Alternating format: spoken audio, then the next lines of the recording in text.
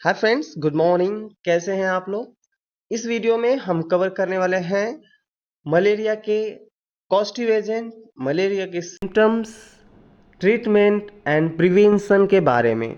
Sir, यह rainy season चल रहा है। रेनी सीजन में खास तौर पर मलेरिया के सिम्टम्स दिखाई देते हैं सर। तो आइए हम स्टार्ट करते हैं।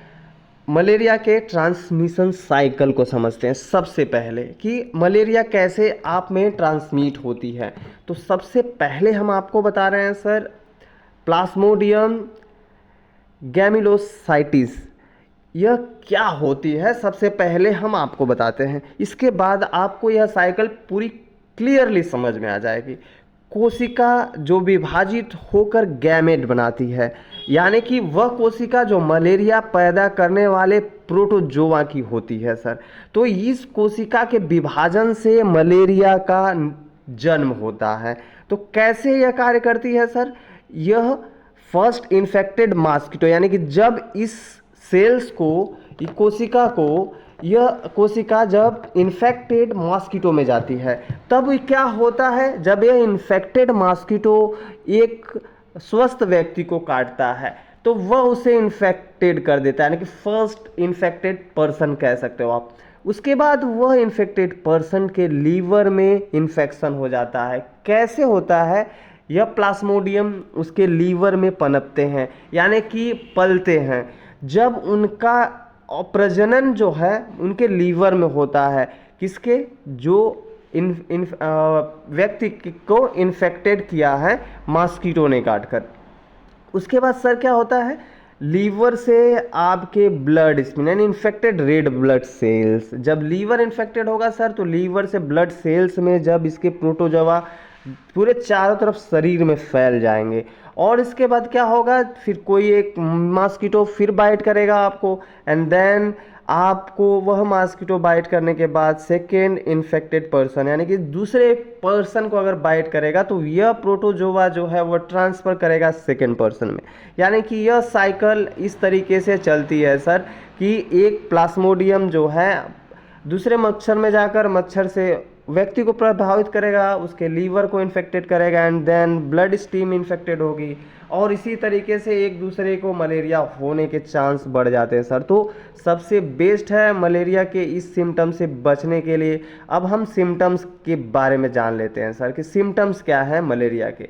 मलेरिया के सिम्टम्स में सबसे पहले कफ, यानी कि आपको खांसी या जुखाम हो सकता है। हेडेक, बहुत तेज सर दर्द होगा सर। फटिक, आपको जैसे कि बहुत वीकनेस, सुस्ती जैसे महसूस होगी। नौसिया हो सकती है सर, यानी कि वोमिटिंग, नौसिया मितली आ सकती है। वोमिटिंग यानी कि लगातार उल्टी होगी सर, कुछ भी खाएंगे आपको उल्टी हो जाएगी। रिस्पायरेटरी प्रॉब्लम्स, यानी कि आपके श्वसन तंत्र को इन्फेक्टेड कर सकता है मलेरिया। चिल्ड विथ फीवर, यानी कि चिल, बहुत तेज आपको ठंड लगेगी, और फीवर बहुत तेज रहेगा, 101 और 105 डिग्री फ़ारेनहाइट। लेकिन यह फीवर और चिल सिर्फ एक टाइम पे आएगी, यानी कि अगर बुखार और ठंड सुबह लग रही है तो आपको नेक्स्ट डे सेम टाइम पे ठंड सुबह लगेगी। यह इसका मेन सिम्टम्स है मलेरिया का। मसल एक, यानी कि आपकी मसल्स में बहुत पेन होगा सर। अगर ऐसा हो रहा है, ऐसे लक्षण दिखाई दे रहे हैं, then you understood that you are suffered from malaria. अब सर हम आपको बताने वाले हैं मलेरिया के बेस्ट इलाज के बारे में sir. There is a no any side effects of that kind of medicines, बहुत ही सेफ मेडिसिन्स हैं सर। मलेरिया में प्लेटलेट डाउन होती है सर, प्लेटलेट बहुत ज़्यादा डाउन हो जाती है, जिसे सही करने के लिए हम प्लेटीमैक्स टैबलेट का इस्तेमाल करते हैं। बहुत ही बेस्ट और बहुत ही यूनिक मैक्लियार्ड कंपनी की दवा है। नाश्ते के बाद दिन में 2 बार लिया जा सकता है सर इसे। अब हम आते हैं सेकेंड नंबर की मेडिसिन्स पे। आपको गैस की भी समस्या होगी सर। गैस की समस्या अगर आपको है होगी तो खाली पेट नाश्ते से आधा घंटा पहले आप ले सकते हो पेंटाप डीएसआर।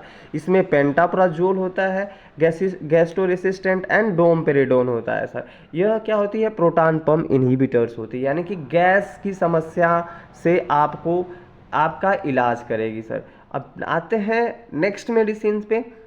सर इसमें आप और सिर्फ आप पैरासीटामोल यानी P650 mg ले सकते हो। अपेक्स कंपनी की है सर, जिसमें पैरासीटामोल 650 mg होता है, 650 mg।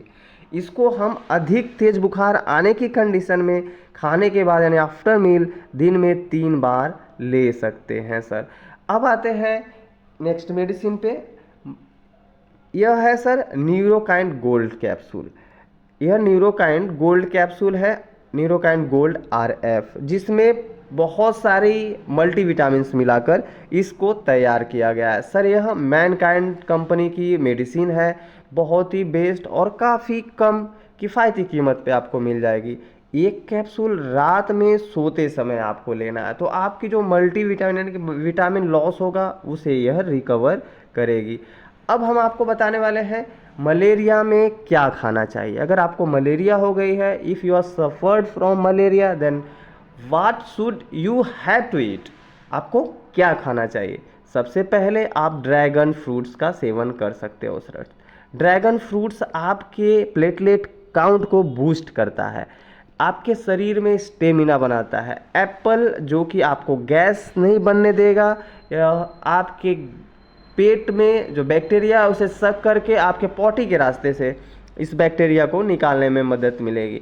और आप कीवी फ्रूट्स खा सकते हो, आप अनार के जूस का भी सेवन कर सकते हो, और आप नारियल पानी का सेवन कर सकते हो। नारियल पानी बहुत ही ज़बरदस्त है मलेरिया में, आपकी प्लेटलेट काउंट बूस्ट करने के लिए, आपकी एनर्जी रिस्टोर करने के लिए। तो सर आपको अगर मलेरिया हो गया है तो आप इतने सारे फ्रूट्स अगर आप ले रहे हो तो कंफर्म आपकी प्लेटलेट सही हो जाएगी और आपकी एनर्जी वापस आ जाएगी और मलेरिया का ट्रीटमेंट हो जाएगा। अब हम आपको बताएं कि मलेरिया में क्या नहीं खाना चाहिए। अगर आपको मलेरिया हो गई है सर तो आपको क्या नहीं खाना चाहिए। मलेरिया में फास्ट फूड नहीं खाना चाहिए। फास्ट फूड यानी कि आपको मलेरिया में जैसे कि पिज़्ज़ा, बर्गर या कोई भी ऑयली या तला भुना हुआ चीज़ ना खाएं, सॉफ्ट ड्रिंक वगैरह जैसी चीज़ें ना खाएं, यह आपके इन्फेक्शन को बढ़ा सकती हैं सर। प्योर और डिस्टिल वाटर का ड्रिंक करें, सेवन करें।